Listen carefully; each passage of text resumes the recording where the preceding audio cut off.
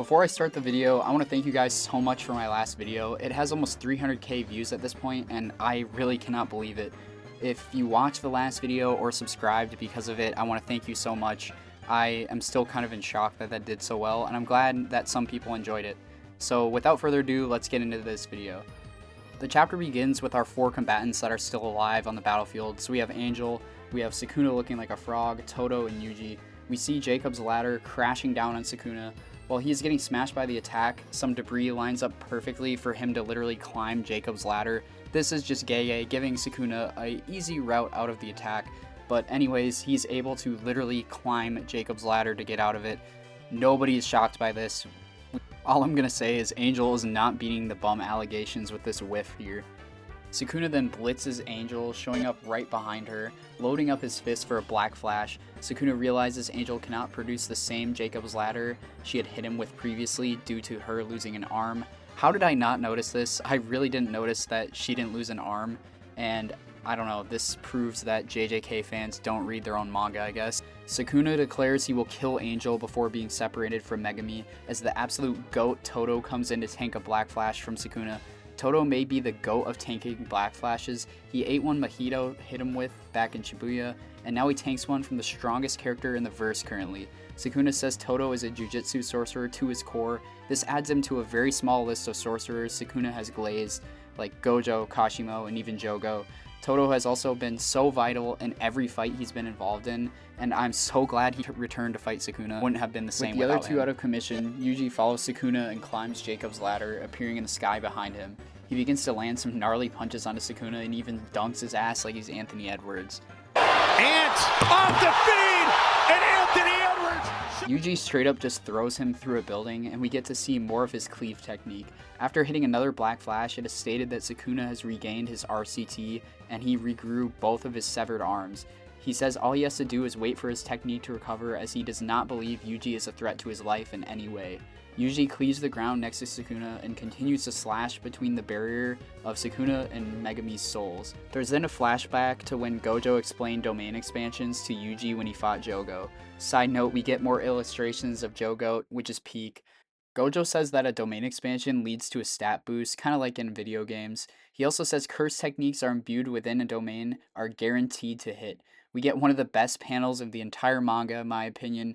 Yuji is opening his domain expansion as he's also flipping Sukuna off. The scene abruptly switches to a bus station. We see Yuji walking towards Sukuna, who is now in his Yuji form, sitting on a bench, hunched forwards. Yuji says, "Come on, Sukuna, let's go," and looks quite content and happy. Sukuna sits there with a shocked expression on his face as the chapter ends. The most intriguing part of this chapter to me is Yuji's domain expansion. However, my main question is whether the train station is a part of his domain expansion. I don't believe that this is the case, and I think it's probably some sort of shared vision the two are having. Maybe kind of like when Jogo and Sukuna had that moment before Jogo ultimately died. I'm not sure exactly what this could mean, but theories about Yuji being in control over souls makes a ton of sense. I think in his actual domain expansion, he's going to have a technique that is going to be able to rip Megami's soul apart from Sukuna's. So I think that's going to be a part of his actual domain expansion, which hopefully we'll see soon. But I think this train station, again, is some sort of vision. Maybe it could have some connections to his shared memories that he has with people.